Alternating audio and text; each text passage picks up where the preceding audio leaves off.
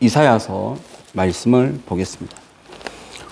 이사야서 21장 1절부터 10절까지의 말씀이에요.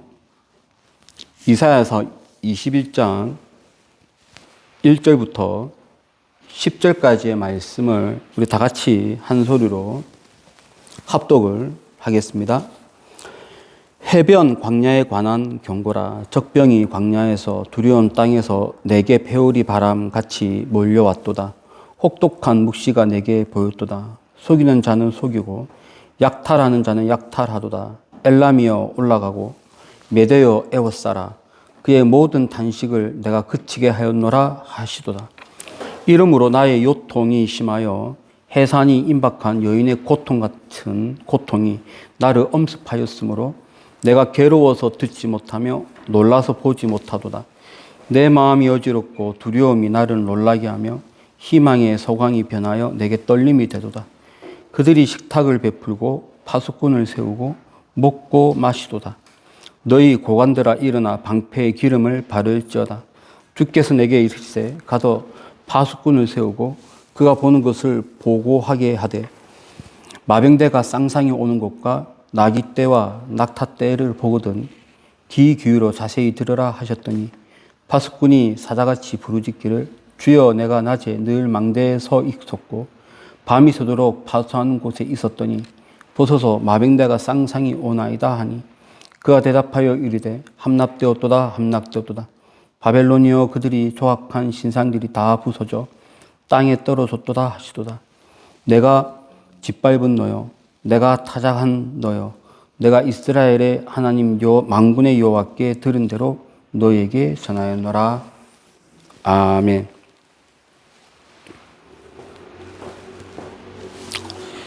우리가 하나님과 늘 소통하는 관계, 하나님과 친밀한 관계, 그렇게 하려면 어떻게 신앙생활을 해야 하는가? 지금으로부터 2500년 전에 암울한 시대를 바라보고 있는 이사야, 우리 이 말씀을 통해서 오늘날 우리의 신앙이 어떻게 해야 하나님과 가까운 그런 생활을 할 수 있는지 함께 묵상을 하겠습니다. 우리 이 본문을 통해서 우리에게 알려주는 교훈이 몇 가지가 있습니다. 첫 번째는 바벨론이 무너지는 것. 바벨론이 무너지는 것인데 바벨론이 무너지는 것을 통해서 하나님의 공의가 살아있음을 보여주고 있습니다. 우리 함께 1절, 2절 말씀을 합독을 하겠습니다. 해변 광야에 관한 경고라. 적병이 광야에서 두려운 땅에서 내게 배오리 바람같이 몰려왔도다. 혹독한 묵시가 내게 보였도다. 속이는 자는 속이고 약탈하는 자는 약탈하도다. 엘람이여 올라가고 메대어 에워싸라. 그의 모든 단식을 내가 그치게 하였노라 하시도다. 오늘 이 본문은 이렇게 시작합니다. 해변 광야에 관한 경고다. 여기서 말하는 해변 광야는 이스라엘 땅이 아니고 메소포타미아 지역입니다. 메소포타미아 지역은 두 개의 큰 강이 있죠. 티그리스 강과 유프라테스 강이 있습니다. 여기에서 말하고 있는 해변은 티그리스 강과 유프라테스 강을 말합니다. 여기에 광야라고 한다면 티그리스 강이 있고 유프라테스 강이 있는데 그 강줄기에서 조금만 나가면 바로 광야입니다. 그래서 여기는 이 두 개의 강을 끼고 있는 광야 지역, 바벨론을 두고 하는 말입니다. 이 본문의 배경은, 지리적인 배경은 그래서 바벨론이 되겠습니다. 이 바벨론에 대해서 하나님은 메시지를 던지고 있는데 여기에서 무슨 말씀을 하냐면 1절에 네겝 해오리 바람같이 몰려왔다. 이 네겝은 이스라엘 땅에 있는 어떤 지역인데요.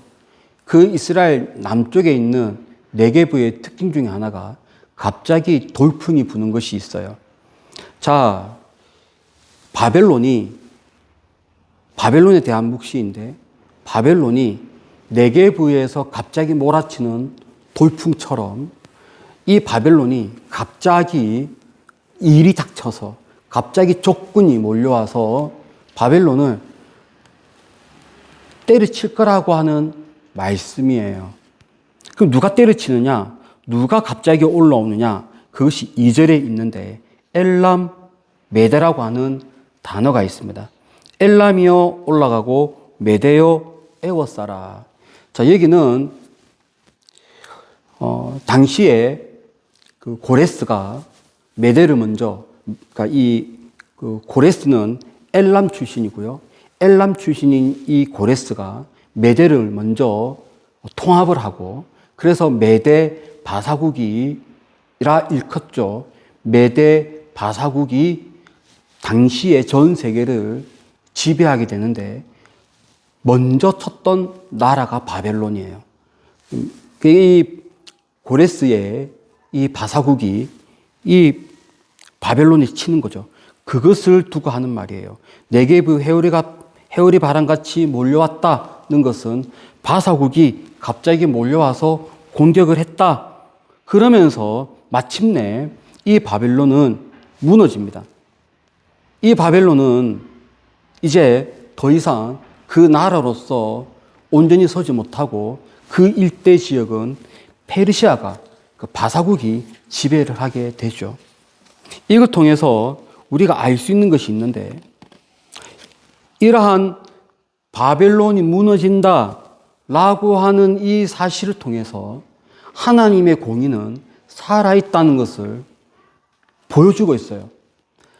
이 공의라고 하는 것이 하나님의 판단을 공의라고 얘기해요. 악인은 죄를 받고, 악인은 형벌을 받고, 의인은 존중받는, 그래서 공평하게 판단하는 것을 공의라고 하는데, 지금 여기 보면 악인이 무너지죠. 악인이 형벌을 받죠. 이 사실은 하나님의 공의입니다. 하나님의 공의가 살아있다는 것을 여전히 우리에게 보여주고 있습니다. 오늘날 우리가 살고 있는 이 시대를 어떻게 보면 바벨론이라고도 표현할 수가 있어요. 엄청난 많은 범죄함이 있고, 엄청난 많은 부패함이 있고, 도덕적인 결함이 있고, 부정부패가 있는 이 세상을 우리가 바벨론이라고 본다면, 하나님은 언젠가는 이 세상을 하나님은 판단하실 거예요. 하나님의 공의는 살아 있습니다. 그래서 우리가 알아야 합니다.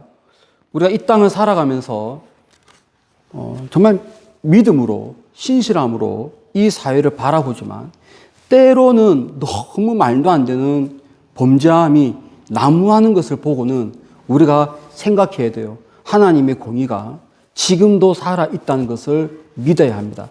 옛날에 바벨론이, 그 거대한 바벨론이, 영원할 것 같은 바벨론이 무너진 것처럼 지금 우리가 보고 있는 이 사회에 악한 모습도 하나님의 공의에 의해서 정리가 될 거라는 것을 우리는 믿어야 됩니다. 자, 이러한 바벨론이 여전히 존재하는 이 시대에 우리는 살고 있어요. 어떤 신앙생활을 해야 될까요? 이렇게 어지러운 세상, 이렇게 바벨론으로 표현할 만큼의 이 세상에서 우리는 어떤 신앙생활을 해야 될 것인가? 우리는 영적으로 깨어 있어야 됩니다. 이러한 시대일수록 우리는 깨어 있어야 되는 거예요. 우리 다 함께 6절 말씀을 합독을 하겠습니다. 주께서 내게 이르시되 가서 파수꾼을 세우고 그가 보는 것을 보고하게 하되. 여기 아주 중요한 단어가 나옵니다. 파수꾼을 세워라 라고 하는 표현이 나옵니다. 바벨론이 무너지고 있는 이 역사적인 현실 앞에서 하나님은 파수꾼을 세우라고 이야기하는 거예요. 이 파수꾼의 역할은 뭐냐 하면 지금 되어지는 모든 것들을 그대로 보고 보고하는 사람들이고 하나님의 뜻을 전하는 사람으로서의 파수꾼입니다. 이 파수꾼에 대해서 그 성경 그 원어는 파수꾼은 그 뜻이 그 짜파는 관찰하다, 보다, 바라보다. 그러니까 하나님이 지금 바벨론에 대해서 어떤 일을 행하실 때 이 파수꾼이 하는 일은 망대에 서서 그 되어진 일을 보는 거예요. 다른 말로 하나님이 행하시는 것을 그대로 바라보는 거죠. 근데 이 짜파라고 하는 이 단어, 바라본다라고 하는 이 단어에는 높은 곳이라고 하는 것을 전제하고 있습니다. 높은 곳에 서야 다 바라볼 수 있죠. 그럼 파수꾼은 뭐냐? 높은 곳에 서서 바라보는 사람이에요. 높은 곳에서 바라보는 이 사람을 또 다르게 우리가 영적으로 깨어있는 사람이라고 말할 수 있어요. 깨어있어야 바라볼 수 있고요. 깨어있어야 높은 곳에 설 수 있어요. 그래서 우리는 이 바벨론과 같은 이 세상에서 어떠한 삶을 살아야 되는가? 높은 곳에 서서 깨어있는 그런 신앙생활을 해야 하는 것입니다. 그러면은 그렇게 영적으로 깨어있는 사람들은 이 사회의 문제에 단지 객관적으로 바라만 보는 사람인가? 아니에요. 바라보면서 고통을 느낄 것은 함께 고통을 느끼고 슬퍼할 것들은 같이 슬퍼하고 그러면서 하나님의 뜻도 그대로 깨닫고 하는 그런 사람들이 바로 영적으로 깨어있는 사람들이에요. 여기 3절 한번 말씀 보겠습니다. 이 3절은 이사야가 지금 되어지고 있는 이 상황들에 대해서 느끼는 그런 감정을 그대로 묘사를 했는데 다 함께 3절 말씀 합독하겠습니다. 이러므로 나의 요통이 심하여 해산이 임박한 여인의 고통 같은 고통이 나를 엄습하였으므로 내가 괴로워서 듣지 못하며 놀라서 보지 못하도다. 이것은 지금 메데 엘람 바사국이 바벨론을 치러 오는 광경을 보면서 느끼는 거예요. 나의 요통이 심하다. 해산이 임박한 여인의 고통 같은 고통이 나를 엄습한다. 내가 괴롭다. 이것은 지금 이 사회의 문제와 내가 무관하다는 것이 아니고 이것을 내가 이 사회의 문제를 바라보면서 똑같이 나도 이 사회가 어지러운 것을, 이 사회가 무너지는 것을 두고 마음이 그런 고통스럽고 아프다는 것을 말해주고 있는 건데 이 파수꾼이 그래요. 이 파수꾼이 단지 바라만 보는 사람들이 아니라 파수꾼은 그러한 고통을 같이 느끼고 아픔도 느끼면서 그것을 그대로 묘사하는 사람이고 그것을 또한 하나님의 뜻이라는 것도 아는 사람들이고 그것을 하나님께 보고하는 사람이고 또 백성에게 보고하는 사람들이 망대에 서 있는 파수꾼입니다.